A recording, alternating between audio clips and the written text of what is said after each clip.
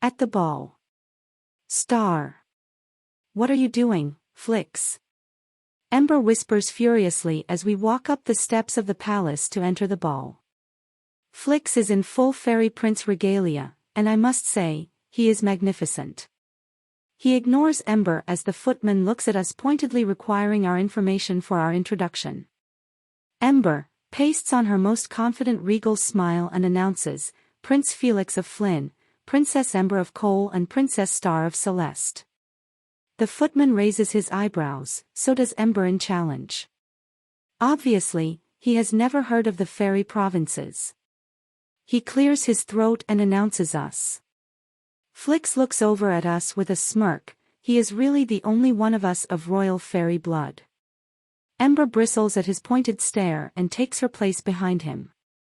I stand beside her, and we descend into the grand ballroom. Then I notice that our machinations are bearing fruit. Elle and the prince are already dancing together. I imagine that she made quite the entrance and captured the prince's attention as I had planned. But, when Flix moves over to the side, the prince stops dancing abruptly. Elle stumbles and Flix moves toward her to ensure she does not fall. Meanwhile, the prince comes our way. His eyes trained on Ember. Ember makes a funny noise and I look toward her. Her eyes are popping. It's him, she squeals as quietly as she can. Him? I ask. Yes, the him of my dream. My heart begins to beat fast as I realize this cannot be good. Too much magic is afoot tonight, swirling all around us in convoluted circles. My unease is at an all-time high. The three of us, fairies, must just make sure that our objective, well, my objective, is met. Elle meets her prince, and they fall in love.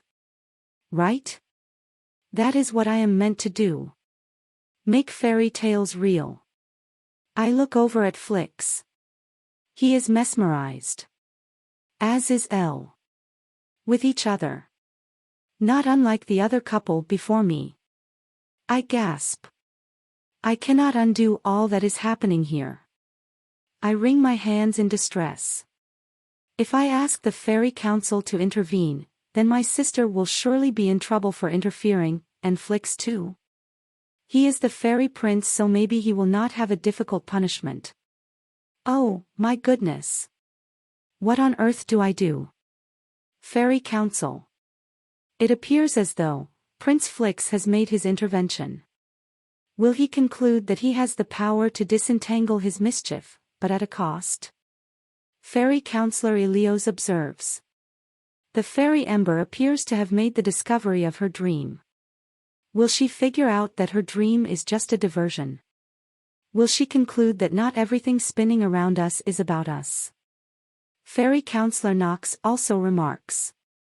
The fairy star seems undecided as to whether she can undo the mischief afoot or intervene with her fellow fairies.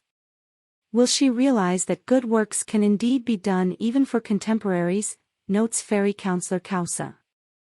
Meanwhile, back at the ball. Star. I am at my wit's end. The clock is about to strike midnight. Elle is nowhere to be found and neither is Flix. She must know that everything is undone as the clock strikes the midnight hour. Flix too for that matter, although he was as entranced as one can get. Ember and the prince are dancing in a manner that Elle and the prince were supposed to be dancing. Those in attendance wonder who Ember is. They seem enchanted. I look around again to see where Elle is and catch a glimpse of the stepmother and stepsisters huffing toward the exit. I guess, while it is a mess for Elle, little does she know, it must be a tremendous disappointment for them. Not such a pity if I dare say so myself. Midnight strikes and the sound of the loud gong paralyzes me. As I take a deep breath, I realize that I must ensure that Elle is protected. My mind and then body run to the exit looking for Elle and Flix. I stop. At the entrance is the red-tired limo and the three detestable women related to Elle looking at the 20th century contraption cautiously and curiously. I do a double take, I thought Flix had turned it into a carriage. Magic is convoluted tonight, and I can only focus on undoing one thing at a time. Flustered, I run past the three hags while waving my wand to get rid of the unseemly limo, and then I see it. The glass slipper that Ember willed into existence. I pick it up, look around, and since no one is watching, I disappear from the palace and reappear at Elle's house. Flix and Elle are hugging each other. Elle in rags and Flix in full fairy regalia. Flix bends as if to kiss her and I snap into action. Flix, enough. I command. He looks up like a recalcitrant young fairy. I snap my fingers and they break apart. Elle will remember nothing, but Flix appears to be stepping very slowly out of a dream, hugging every fond memory as if he does not want to step foot in his true reality, which seems painful for him. When he finally comes back to me, Elle is already back in the house fixing tea for the three hags who will arrive at any time. Flix, I need you to help me. I am not certain why Ember's magic has not been undone and why the glass slipper does not transform back into the mermaid fin and combat boots that I conjured to change Elle's hideous shoes. Perhaps because there is still magic to be fulfilled. In my mind, I call to Ember, wishing that she were here so we three can undo or sort out our little tangled web. Pop! Flix and I look around and Ember has just appeared. Huh! I did not think I would be able to get her to come like that. She looks as destroyed as Flix. I run to her. Ember, what is wrong? Why are you so down? She starts to whimper and then full out bawls. I thought because I saw him in my dream that, oh, I get it now. Saw who? Questions Flix sharply. Ah, now you decide to be lucid, Flix. I ignore him and hug my sister.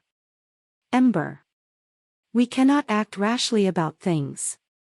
We must think before we leap. I need you to think before you leap.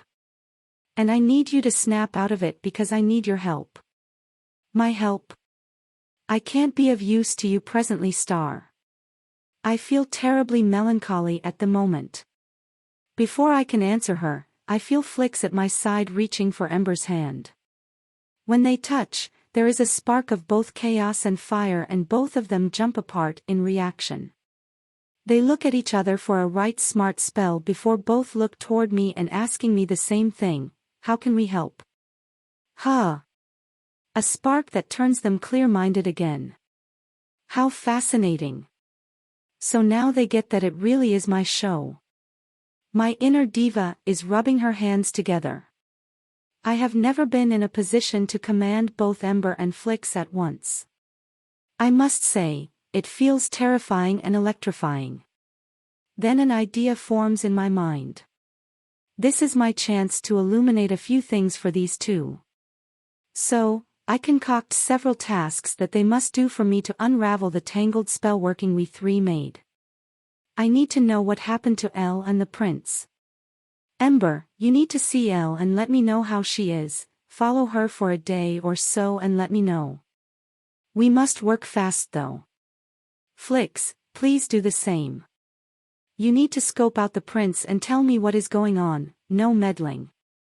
Those two should be together. It was my job and so help me it will be done. Both look at me with torn expressions.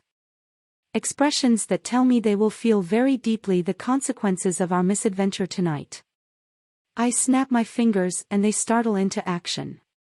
Now, I have to act quickly myself. Fairy Council meeting. Star. Fairy Star. To what do we owe the pleasure of your visit, says Ilios. I need your permission to intervene. I say. How so? Asks Kausa. You know very well that some meddling was afoot tonight. My ward was granted a series of wishes from 3 distinct fairies. One is completely reversed but the other 2 needed some cleaning up which signifies the meddling. If you have cleaned up, then, what intervention are you proposing? Nox questions. My ward was perfect for the human prince. My two meddling fairies are also perfect for each other. I have to unravel both couples so that I can achieve the goal for my ward. So, you are asking to intervene in fairy affairs. Have I supposed correctly? Asks Helios. Yes. I reply. How long have you had godmother status, Star? Asks Kausa. Well, a few centuries, give or take a few years. I answer, knowing the fine details is not my forte.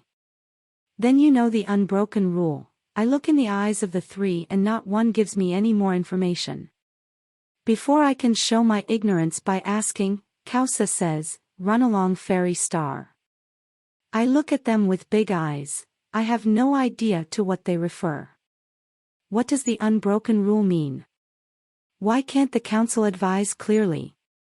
My heart is beating rapidly and I know I must calm down and think of a plan. I gave myself a day. I gave Flix and Ember a day. Where do I find what I need to know? My great-great-great-uncle, Helios, should know something, right? I just need to find the sparkle of a dewdrop to talk with him, and that will be in the morning with the rising sun. Will I be too late? A chat of another dimension. Star. All night long I wait to speak with Helios. He is old, like Nox, Kausa and Helios. He should know what I seek, right? The sky lightens significantly and my search for a perfect dewdrop that will refract the first ray ends when I find a sunflower plant at the edge of a meadow. When the light refracts, my uncle will become visible. Uncle Helios, it's Star, I urgently require your knowledge, I implore to the rainbow of colors. He clears his throat as though he has not spoken in quite a long time. Yes, Star, how lovely to see you. Still shining brightly, I see. I hear an odd noise and a strange garble. What's that, uncle? Oh, you know, visiting the fish today. They are diminishing in numbers and it is sad to see how few remain. I will be noting that down. Uncle, I hate to ask you a favor while you are conducting one of your studies. A favor? Well, spit it out, I am intrigued. You know I cannot stand not knowing. That makes two of us. Okay, have you ever heard of the unbroken rule? He is silent a long moment. I can hear the wheels turning in his head and I can imagine that the fish are passing by without a second thought from him. He is distracted. What does this regard exactly? Well, uncle, I am in a bit of a magic muddle with Ember and Flix. Both, last eve, meddled with my magic as I was assisting a ward. They became entangled immediately, making it rather laborious to get them to reverse their magic. I have enchanted them so that while I got information, they would scope out the situation and report back to me. I approached the council to approve my intervention. Yeah, I know I already intervened in the lives of Flix and Ember, but the council referred to the unbroken rule. Is that gargling, sputtering, splashing I hear? I shake my head and my uncle finally responds, that is quite the dilemma, Star. I deflate. Does he or does he not know? Fairies. They communicate in spoken and unspoken ways and one must keep one's wits about them to steer clear of any more meddling and unexpected diversions. Then he gets to the point. It seems he is in a bit of a rush. The unbroken rule. Star, you do realize that this verges on a long-ago pact, don't you? My uncle asks. I say nothing. He does not need any cues to go on though. This rule was formed when a pact was made with the humans to divide our intersecting existences. We were not allowed to interfere with them. But that left a lot to be desired and no one to negotiate further with when difficulties arose. When meddling by bad magical beings occurred, the fairy decided to make interventions that were not covered by the pact. The rule to intervene for good has never been broken. It means that whatever mischief has been done by the three of you needs to be unraveled properly and set to rights without any repercussions to the human charges. But how can we go about that, uncle? I have two fairies who are unaware that they did any magic at all. I have enchanted them to open their hearts to any latent or hidden possibilities while they go about my business. Well, Star, it seems you have made a good start. Proud of you. Oh, oh, oh. Star, I must be on my way, I have almost missed these rare turtles. See you when the light refracts little light. Before I can say another word, I hear a distinct splash and silence. Alone with my thoughts now, I focus on how untangling magic mischief can uphold the unbroken rule. Learning to be selfless. Ember. I do not want to deal with Elle. She is not my ward. She is Star's ward. I want to see the prince. Ember is caught up in her conflicting thoughts, the ones that are consequences of magic mischief and the spell I have her under. She does not realize that I have transported her to the manor house. How can I do that? I wonder. Never mind. When I unravel all this magic, I will give myself a much-needed holiday. Ember pouts as soon as she sees the dreaded manor house. Elle is feeding the chicks and talking to them. She remembers Star and the preposterous manner in which she spoke to Elle. Deciding to take matters into her own hands, she quickly dons a disguise and approaches Elle. Hello, she greets Elle. For a moment Elle does not seem to hear her. Hello miss, I am looking for a particular house in these woods. Hello, Elle replies, who are you looking for? I am looking for the good George Winterbourne. Elle looks stunned. He was my father. How do you know of him? Your father, you say? Extraordinary luck I have then. I met him a few years ago and he left this keepsake in my cottage. I think he never meant to do that, but he was feeling rather ill and wished to get home with haste. Elle eyes the keepsake and gasps. I gave that to him to remember me on his trips. He died on his way home and it was said that he was robbed to boot. I am so very sorry to hear that. He seemed like a good man.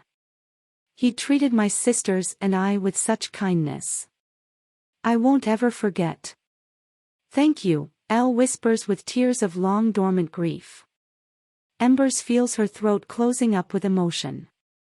You are with your mother then? Stepmother, actually.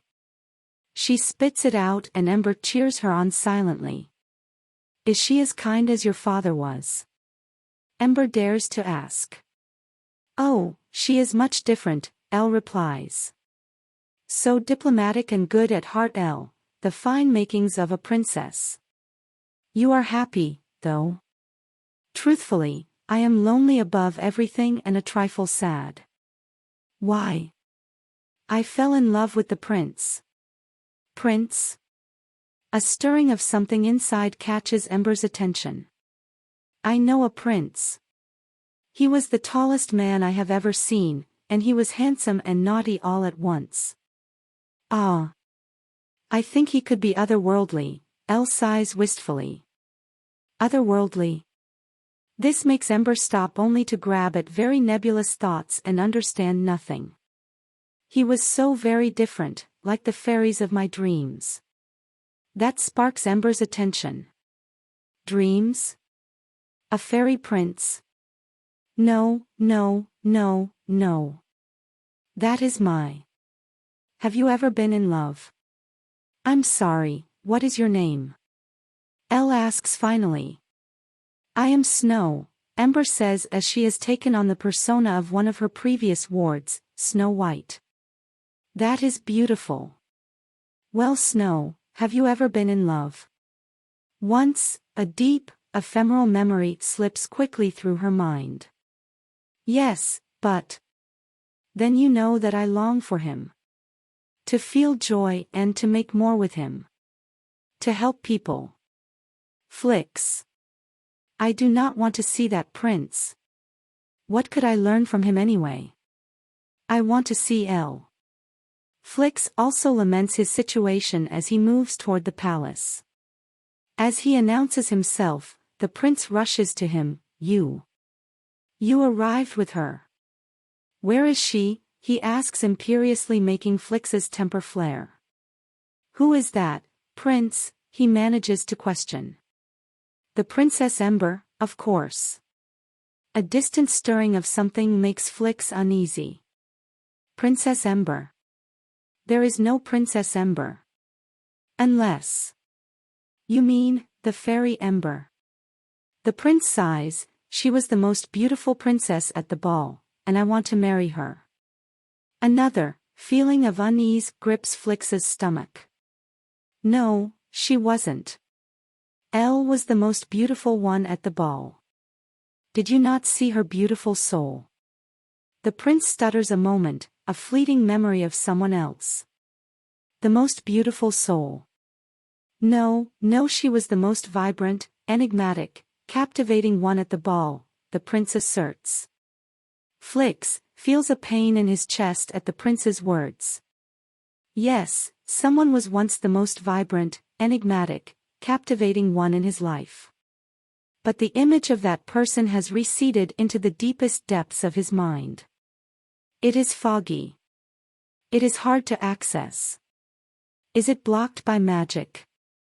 Tell me about Ember, he asks the prince.